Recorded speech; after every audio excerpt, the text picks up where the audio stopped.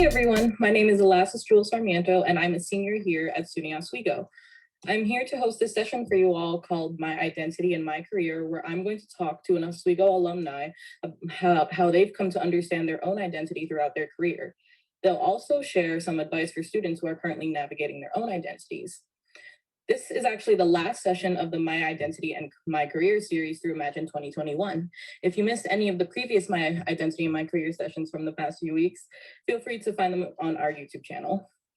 So before I introduce you to our OSHOM alumni, I'm going to tell you guys more about myself. I'm a communication and social interaction major, a music double major, where I'm a singer personally, and an international business minor. On top of this, I'm involved in the Asian Student Association, which is one of the school's alumni organizations. I've been a member, the secretary, and I'm currently serving as the president. I'm also part of the Oswego State Singers, which is one of our choirs on campus, and I've served as the vice president for the past 2 years. I've interned with the lovely Lisa Evanesky with It's On Oz in my junior year, and I've also worked with the Study Abroad office after studying in London in summer 2019. I've been a TA for many classes in both the music and comm studies department, and I'm currently a desk attendant at Hart Hall, where I lived for my first 3 years before moving to the Village, which is where I'm in right now.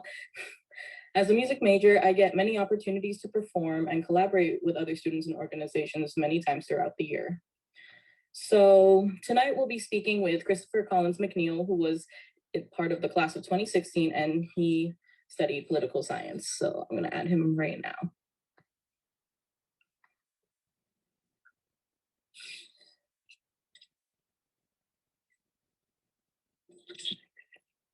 Hi. Hey, Christopher. How are you again? I'm good. Welcome. I just shared with everyone your class year and what program you studied. So you feel free to tell everyone more about what you do now, what you did in Oswego, and some of the fun things that we can get to know about you. Okay, well, a fun thing to know about me. This is my first time using Instagram Live. I am a really proud Luddite millennial. So bear with me as we go through this.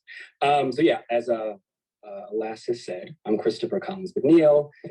In school, what was I involved in? Probably what I'm most proud of was being student government president my senior year.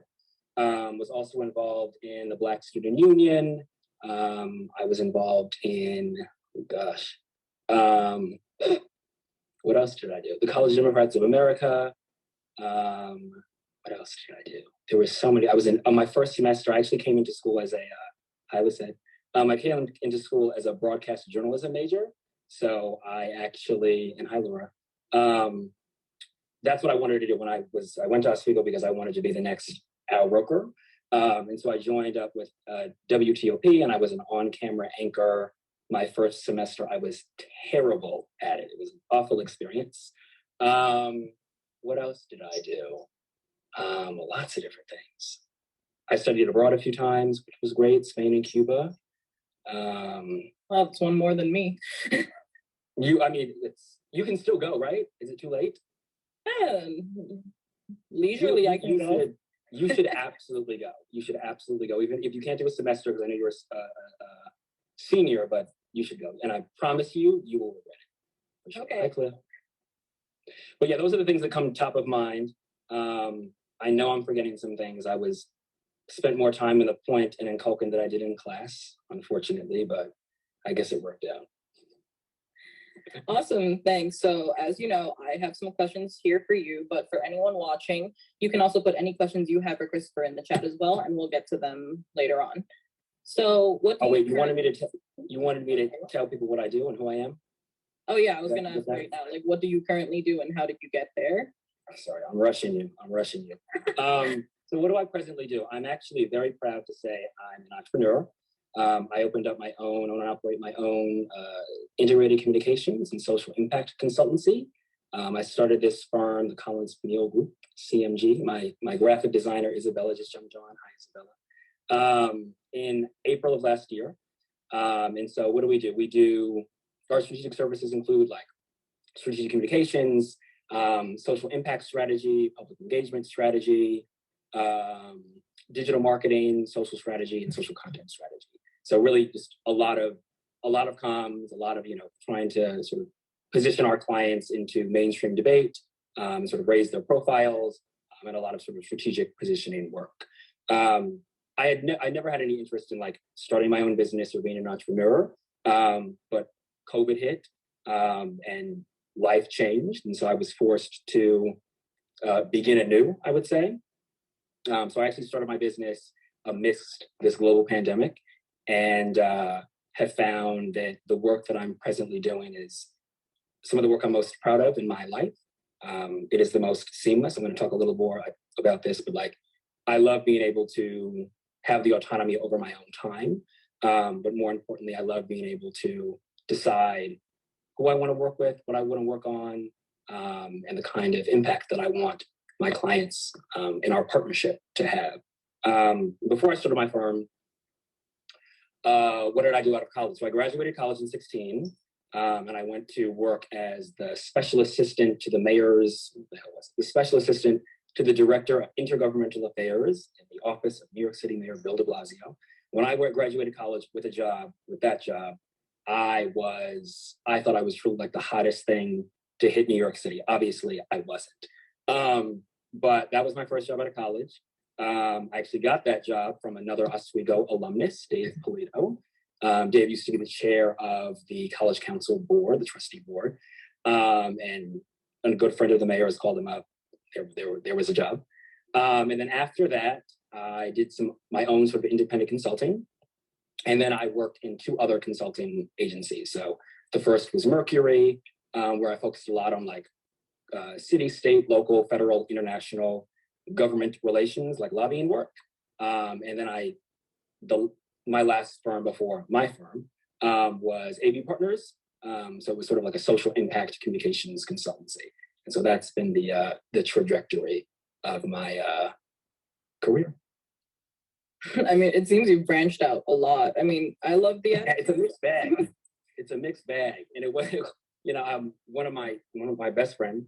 Everybody knows this is Justin Brantley, who we went to school with, and I don't know if you know. He probably doesn't want me to say this, but I'm going to say it anyway.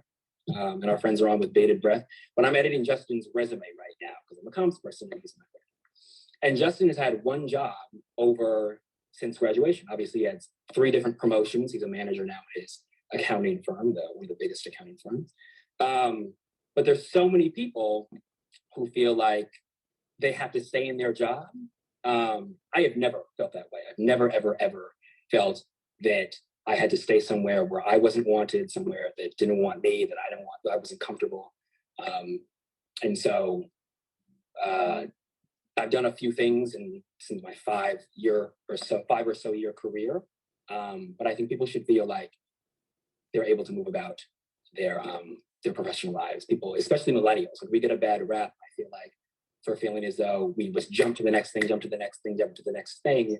But I think it's really important that like work isn't just like you're slaving out for this company. It should be like, ideally, a shared experience where you're able to contribute your ideas, your insights, your passions, and vice versa. It shouldn't just be about like collecting a check on the 1st and 15th. And so I'm not saying that because like I jumped around because I was searching for like my purpose and everything like that. But I will say that I think a part of my jumping around is about finding how my personal passion aligns with my professional passions. I think you have your friend Justin in the comments there. Am I correct? I just might be upset. Yes. He might be upset with you. We don't know, but he'll be fine. He'll be fine. I didn't share any trade secrets or like super embarrassing anything else. But yeah. I think you did share a little bit of like fun insight, the whole thinking you were the hottest thing to hit the city, but it was awful. It was a terrible thing for me to think that, but like when honestly I would say like I was 22 when I had that job. And it was so exciting every single day to walk up the steps of New York City Hall in a suit and work around the people that work with the people that literally run the largest and baddest city in the world. But one piece of wisdom I would definitely share with everybody else is that don't be that person at 22. Nobody likes the strident, necessarily precocious, super green, but like super I would ordinarily say forward, but I'll say arrogant person, that doesn't really work well. And so one thing that I will say from that experience that I got, a load of experience, great contacts, great insights, and a really, really interesting understanding of how like government works, and a multitude of other things. But most importantly, in that job, I learned a lot about myself. I learned a lot about professionalism. I've always really prided myself on being a professional person. You know, like, here I have a haircut on, a sweater, like, here, ready to work with you. But professionalism isn't just about the way in which you show up, physically. A lot of it is around your attitudes, your nonverbal communication, and your energy, your spirit, your emotions. And so one thing, one of the most important things I think I learned from that experience was how to really be a professional outside of the sort of like the vanity of professionalism. Of course, and you bring up many good points about all of the Mindsets. Parts of it, the mindsets that you have to have, and like how to present yourself and all that professionalism. But outside of that, on to our next question, would you say that your identity has played a part in your path so far? And how important do you think it is for people to embrace their own unique identity? I'm looking over at the notes that I have on my email draft next to my phone. I will say that your identity and embracing your identity is probably the most important thing. Not only in your professional life, but in your personal life. And I talk a lot about like, I know this is about professionalism and careerism, but your professional life should be informed by your personal life, right? Your personal values, mindsets, decisions, interests, all those things should go along with your professional life. If those things I feel like are disjointed, it's hard to be successful. One thing about identity, I think, and being able to be authentic and live fully and wholly in one's identity, is that it's hard, right? So many times for people like you and I, the world tells us the way in which we show up, who we are, right? Just being who we are is not acceptable. And so it's really, I think it's challenging, not only for me, but for everybody, to be able to sort of move past what the society, the world, and what these sort of professional spaces we occupy tell us. Justin, stop texting me because you're distracting me in our group chat. But yeah, society and the world in these spaces, professional spaces we occupy, too often tell Black and brown people, LGBTQ people, chill out, do less, show up this way. This is how we want you to be, and it's not fair.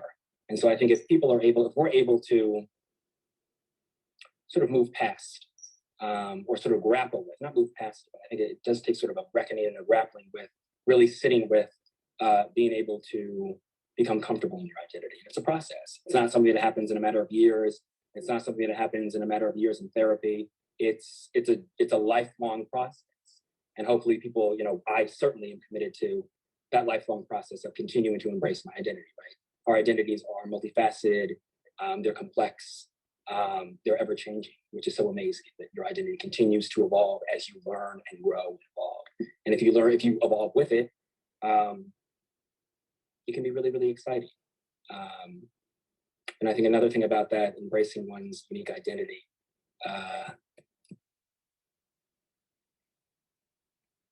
I think your audio cut out. I think your audio cut out. Yeah. I'm still here? Okay. Yep. Sorry. I will say, there's another thing I was going to say, and I lost it for a second. Give me a second. I think, what was I going to say? I don't know. Riff with me. Say something else.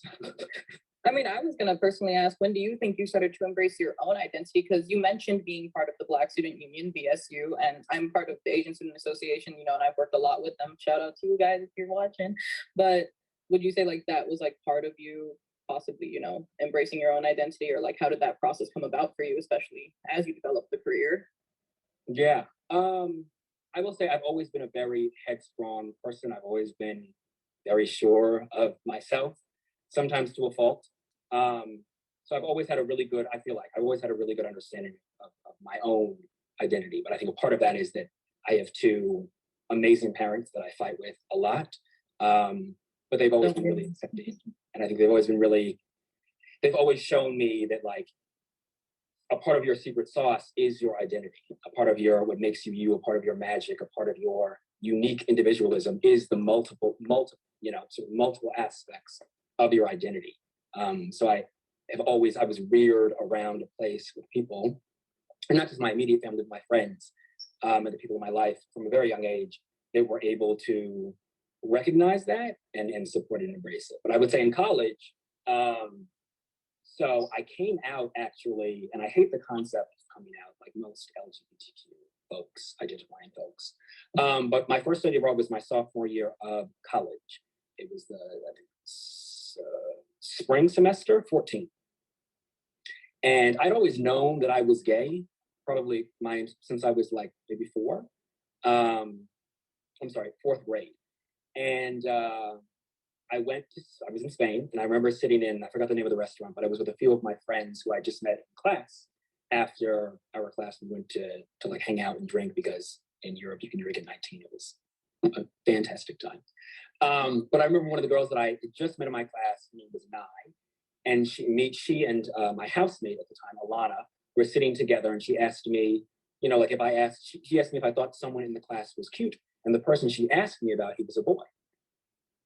And I said, yeah, I did think he was cute. And so she then asked me, do you like guys or girls? And I said, I'm gay. And that was actually the first time that I actually put sound to it and said it aloud. But I think a part of my comfortability in being able to say that was I was thousands of miles from home, right? I was in a space in an entirely different continent, in a different time zone with people I did not know. I didn't have anything to lose. So I think that was a really, really, really huge factor in me being able to speak openly and honestly about my sexuality. Even though I can talk about feeling accepted and having a loving environment and all those sort of things, but everything else in the world tells me that my sexuality is abnormal, if you will. So regardless of where you come from and how insulated and supported you are, there's always going to be this sort of resonant feelings of rejection or fear of rejection. And then when I came back to school, that's when when I came back to school and to the US, that's when I really was able to really live in it and own my sexuality, my gayness, I guess. Would you say verbalizing it felt a lot different from just performing it and knowing it and keeping it to yourself? Yes, for sure. Being able to, sort of, as they say, speak truth to power, but to say it for the first time, I remember what it felt like to just roll off with my lips. And it was a freeing moment. It was a proud moment of mine. I remember also the first time that I said it in school. I actually was co-leading, what was it, a diversity, equity, and inclusion training. And we were doing our one of the tasks we were performing was the identity wheel, where you sort of talk about the wheel they give you and you break it out into represent your different identity points. And I was presenting my identity wheel first, and I said, well, I'm Christopher, Black, millennial, the SA president, gay. And that was the first time that I had also said it in the school setting in front of 200 or so student leaders who knew me, but never actually heard me say those words. So definitely being able to say it is extremely freeing, for sure, and self-affirming. Yeah, I can see where you're coming from with that. You're placing a new version of yourself into society, but coming off of that, how did society play a part in shaping your identity? How did society play a part in shaping my identity?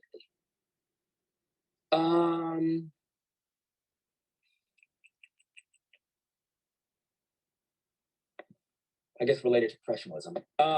Is probably what we're here to talk about. There's an adage, and most people, definitely most Black people, know what I'm about to say.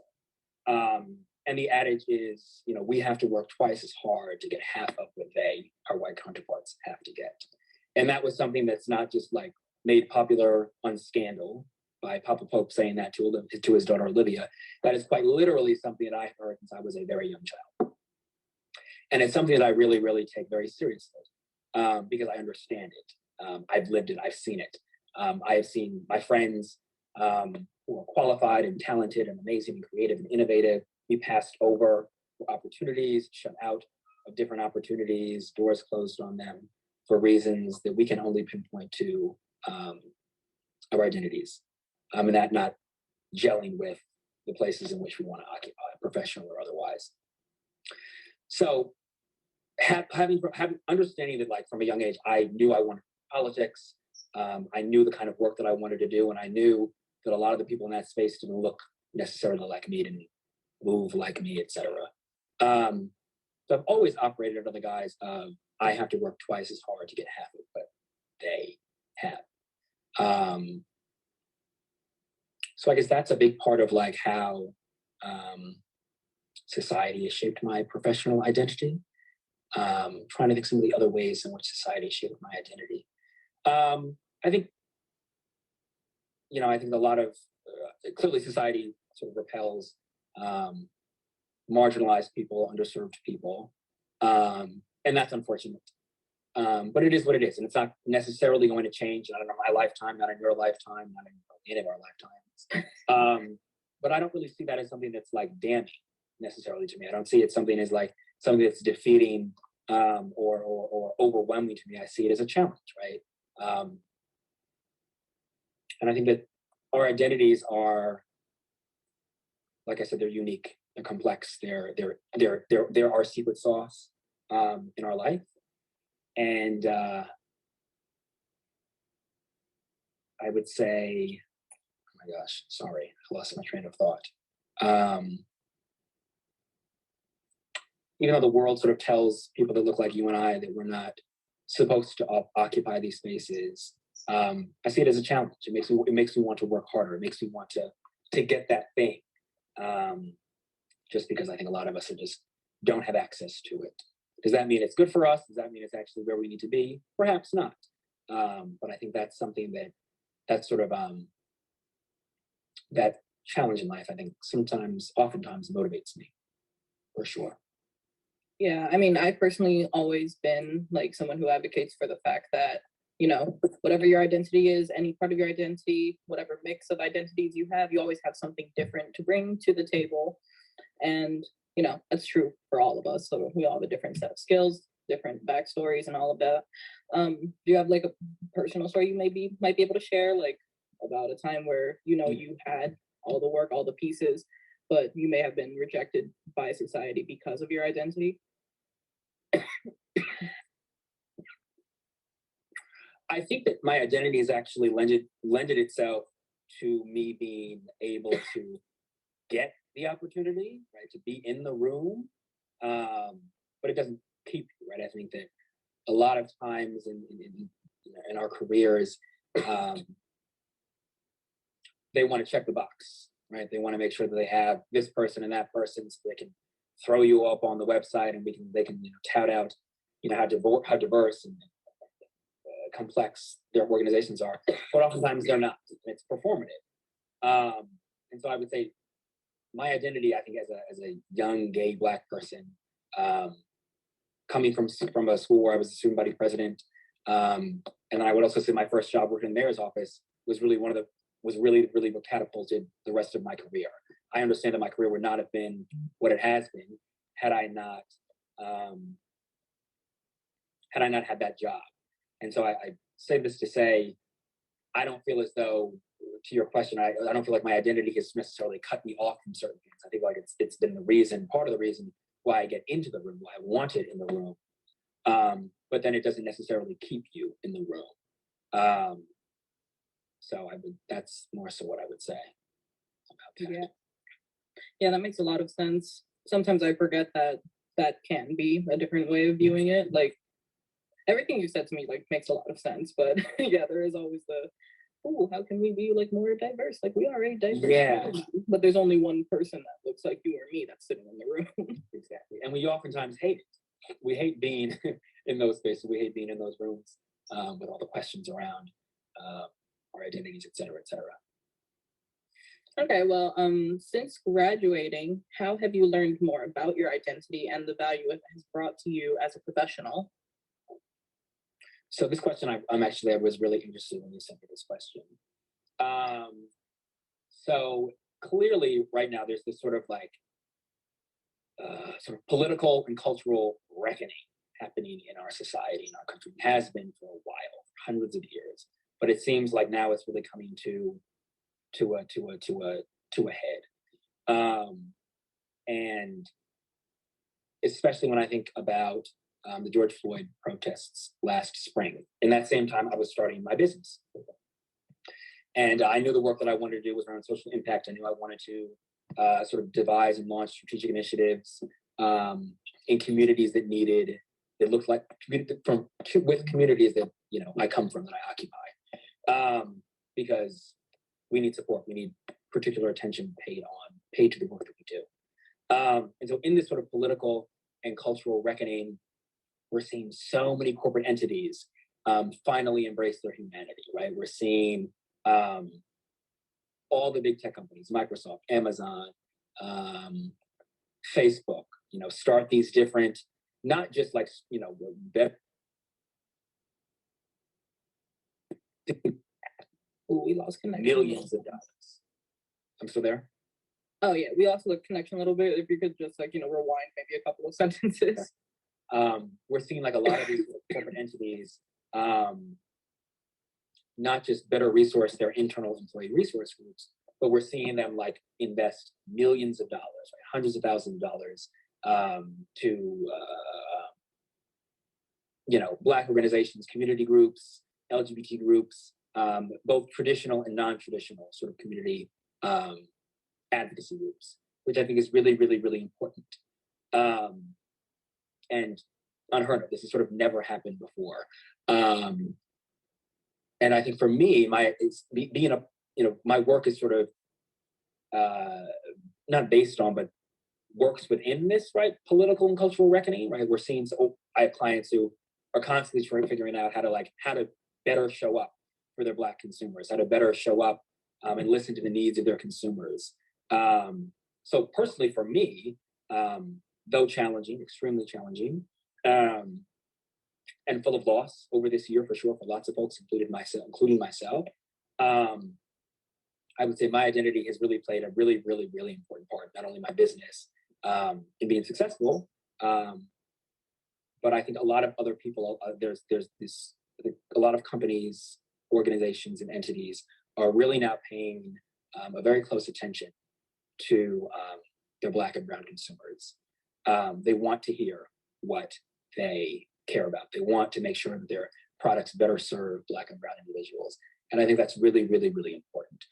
I think a lot of people who sort of cultural leaders in these organizations, in these corporate entities, et cetera, they're in such high demand, right? There's such an interest in people making sure that that they take better care of their Black and brown employees.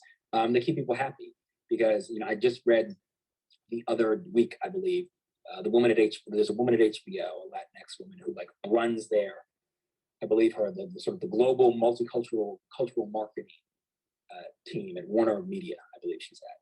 And she left recently. They did not announce that she was going somewhere else. She left. Why? Probably because there is a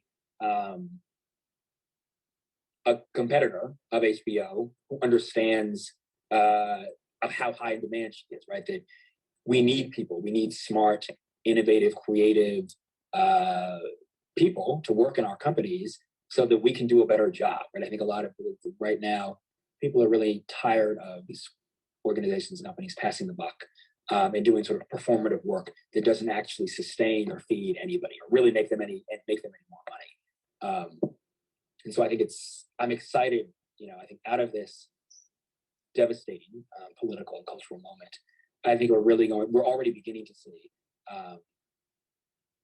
initial and continued sustained investment, not just financial, but resources, right? I think an investment for a company is to actually listen to what their consumers want, being able to provide the needs consumers and communities are sort of hearkening for. And so for me, that's good for business. And for other folks who, sort of work, who are professional Black and brown leaders, I definitely you should understand that, and as I'm sure many do, that people are really, really paying attention to us, that people really, really want to hear what we have to say. They really want us to be in their space. Lots of people don't, right? Of course, but lots of other people do.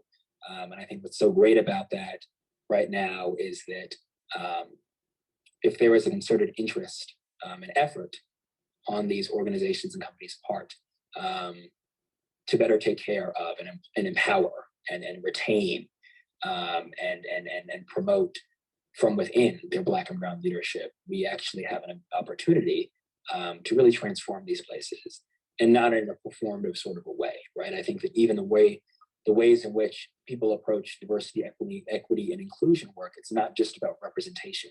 It's not just about just like throw up a Black ahead of HR somewhere and then all our problems are solved. Clearly not. We've seen it with Rich Lou Dennis and folks recently at Essence. And we won't get into that. But if you look into this, but Essence had a Black-owned company, had a lot of issues recently with their Black consumers and their Black employees. So it's not just about throwing up a Black person into your space. And so I'm excited about this moment, not just for myself, but for all of us, to really, I think, have an opportunity or to seek out other opportunities or be courted for other opportunities where people actually intentionally want to hear what we have to say, what we bring to the table, and how we can potentially transform these corporate and political spaces. Well, I definitely think you're leading a great example for both people from, our school who are like looking up to you now, and also for everyone else in the world who sees like someone who is just like you and seeing that they can actually like do something and make something of it. So before I get to the last question that I have, there's still time for people in the comments to ask any questions for Christopher if you have any. But my final question personally would be, would you say that your identity is in line with your career now? It always has been. I think it always has been. I think that it's different. Previously, I've never worked in a space where I was closeted, right? So I've never had to like hide my sexuality. I certainly can't hide my Blackness.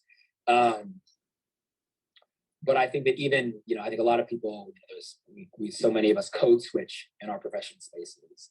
Yeah.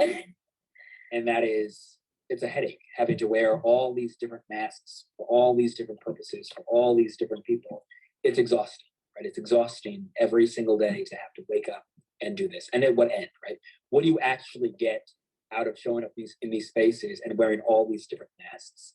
And so certainly I haven't had to like hide the more obvious aspects of my identity, but we certainly find ourselves in spaces where we're constantly wearing different masks, hats, right? And it's exhausting. I'm so sorry. You have to ask me the question again. How did you start?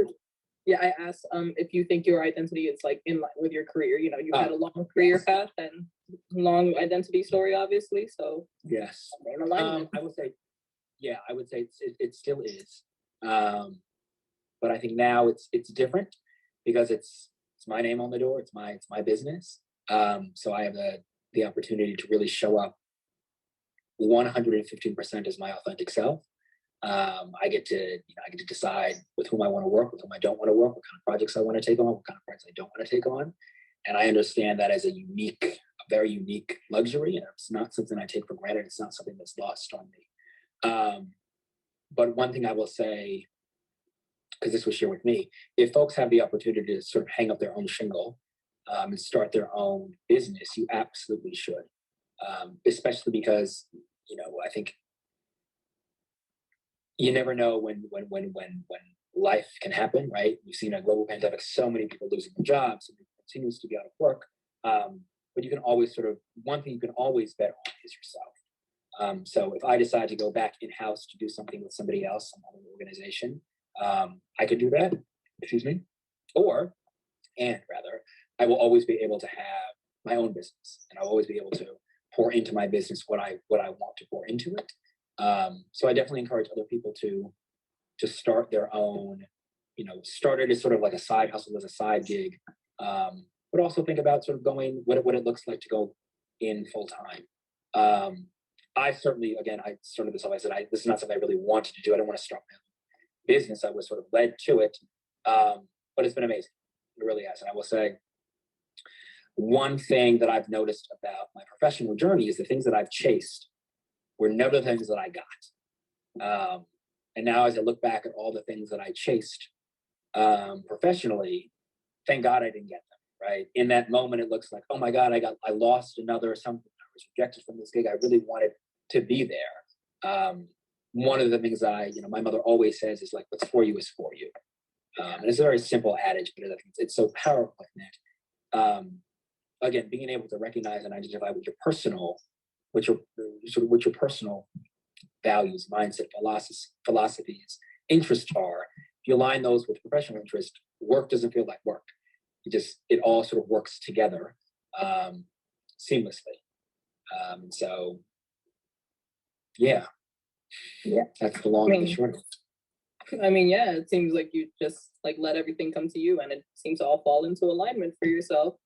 I mean, again, I would say it definitely, I made it sound much more glamorous than it is, right? It's not actually that glamorous. It's come with a lot of personal challenges. Of course. I don't want to just say to other people like it's so easy, just lean in, as Cheryl said. I'm not a lean in type of guy.